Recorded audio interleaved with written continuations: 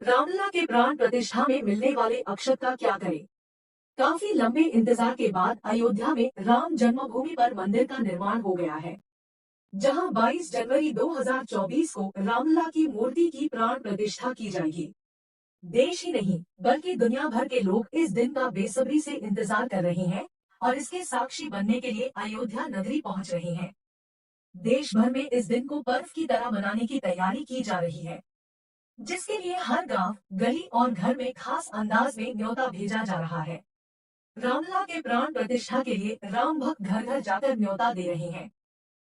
इस न्योते में अक्षत यानी चावल का उपयोग किया जा रहा है, जो कि बेहद ही पुरानी भारतीय परंपरा है। आइए जानते हैं क्या करें न्योते में मिले अक्षत का। अयोध्या के राम मंदिर के निर्माण का काम तेजी से चल रहा है। दूसरी ओर रामलला की मूर्ति के भव्य प्राण प्रतिष्ठा समारोह की तैयारियां चल रही है।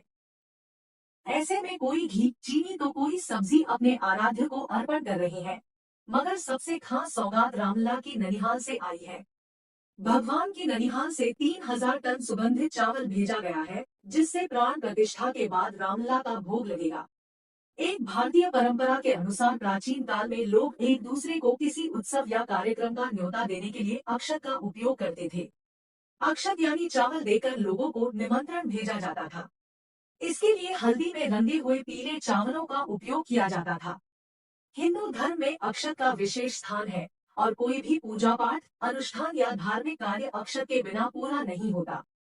भगवान राम की मूर्ति के प्राण प्रतिष्ठा में शामिल होने के लिए देश भर से लोग पहुंचने वाले हैं। इसके लिए राम भक्त गली गली जाकर पीले चावल देकर इस कार्यक्रम में शामिल होने का निमंत्रण भेज रहे हैं। इसमें एक लिफाफे में थोड़े से पीले चावल है, जिसमें निमंत्रण माना जाता है। जिन लोगों के घर में रामलला के प्राण प्रतिष्ठा का निमंत्रण गया है, वह यह सोच रहे हैं कि निमंत्रण में मिले अक्षत यानी चावल का क्या करें। तो बता दें कि धार्मिक दृष्टिकोण से अक्षत का विशेष महत्व होता है और इसे पूजा पाठ व तिलक में मुख्य रूप से उपयोग किया जाता है। इसलिए निमंत्रण में आए अक्षत को अपने घर की तिजोरी में रख दे तो कभी धन की कमी नहीं होगी और भंडार भरे रहेंगे। वहीं इस अक्षत को मंदिर में भी रख सकते हैं। मंदिर में पूजा पाठ या तिलक लगाते समय इस अक्षत का उपयोग करें, जिसे सीधे भगवान का आशीर्वाद माना जाता है। दो धार्मिक मान्यताओं के अनुसार कोई भी पूजा पाठ का कार्य हो, उसमें चावल का उपयोग जरूर किया जाता है। हिंदू धर्म में धार्मिक कार्य के दौरान तिलक लगाया जाता है, तो उसमें भी चावल लगाया जाता है। कहा जाता है पीले चावल का उपयोग करने से देवी देवता जल्दी प्रसन्न होते हैं। इसलिए रामलला की प्राण प्रतिष्ठा के शुभ मौके पर आमंत्रण पत्र के साथ पीले चावल को भी दिया जा रहा है। मान्यता है पीले चावल से किसी भी शुभ कार्य में सफलता जरूर मिलती है। इसलिए रामलला प्राण प्रतिष्ठा के शुभ मौके पर भी अक्षत यानी पीले चावलों का उपयोग किया जा रहा है। विश्व के राम भक्तों से निवेदन है कि प्राण प्रतिष्ठा के दिन वो पूर्वाह्न 11 बजे से अपराह्न 1:00 बजे के मध्य अपने ग्राम, मोहल्ले, कॉलोनी में स्थित किसी मंदिर के आस पड़ोस के राम भक्तों को एकत्रित करके भजन कीर्तन करें। टेलीविजन या कोई पर्दा L.E.D स्क्रीन लगाकर अयोध्या का प्राण प्रतिष्ठा समारोह समाज को दिखाएं। शंख ध्वनि, घंटानाद, आरती करे, प्रसाद वितरण करे। राम भक्त घर घर जाकर पीले चावल तो दे ही रहे हैं, साथ ही वो एक आमंत्रण पत्र भी दे रहे हैं, जिसमें लिखा है कि आप लोग सपरिवार अयोध्या में आकर प्रभु श्री राम जी की कृपा प्राप्त करें। साथ ही उन राम भक्तों के लिए भी लिखा है जो किसी कारणवश नहीं आ सकते हैं, तो वो जिस जगह पर भी हो शाम के समय अपने घर के सामने दीपक जलाए। इस दिन को ठीक उसी तरह मनाने की अपील की जा रही है जैसे सब लोग दिवाली के दिन दीपक जलाकर दीपोत्सव मनाते हैं। तीन चावल शुक्र ग्रह का प्रतिनिधित्व करता है, इसलिए शुक्र ग्रह से धन, वैभव, लक्ष्मी, समस्त भौतिक सुख सुविधाएं प्राप्त होती है। इसका लाभ लेने के लिए चावल को लाल रेशमी कपड़े में बांधकर अपनी तिजोरी में रखना चाहिए। ऐसा करने से मंगल और चंद्र दोनों सक्रिय होकर लक्ष्मी योग का निर्माण करेंगे। इससे घर में खुशियां आएंगी। राम मंदिर से मिले चावलों का बहुत महत्व होता है, इसलिए रामलला के प्राण प्रतिष्ठा के दिन इन चावलों से खीर बनाई जा सकती है। इसके बाद इस खीर को परिवार के साथ प्रसाद के रूप में ग्रहण करें और दूसरों में भी बांटें। ऐसा करने से घर में समृद्धि बनी रहेगी। श्री राम मंदिर से आए चावलों का क्या करें, इस सवाल पर डॉक्टर गौरव दीक्षित बताते हैं। रामलला के प्राण प्रतिष्ठा के लिए न्योता में मिले चावलों का विशेष महत्व है। ये शुभता के भी निशानी माने जाते हैं। इसलिए जब भी आप शुभ कार्य के लिए घर से निकल रहे हैं, तो इन चावलों को तिलक के रूप में मस्तक पर लगा सकते हैं। ऐसा करने से कोई भी कार्य आसानी से बन जाता है। यदि आपको रामलला के प्राण प्रतिष्ठा के लिए निमंत्रण में अक्षत मिले हैं और सोचते हैं कि इसका क्या करें, तो बता दें कि जिन लोगों की हाल में शादियां होंगी तो उनकी दुल्हन अपनी पहली रसोई में इन चावलों का प्रयोग कर सकती है।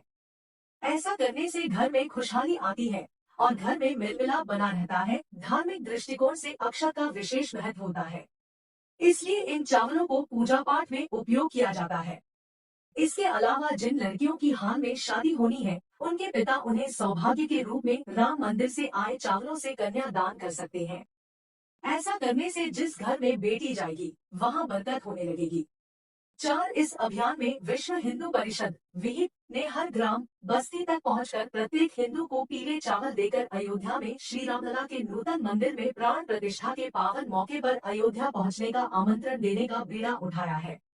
विहिप ने हिंदू समाज से अपील की है कि 22 जनवरी को श्री रामलला की नूतन मंदिर में प्राण प्रतिष्ठा होगी।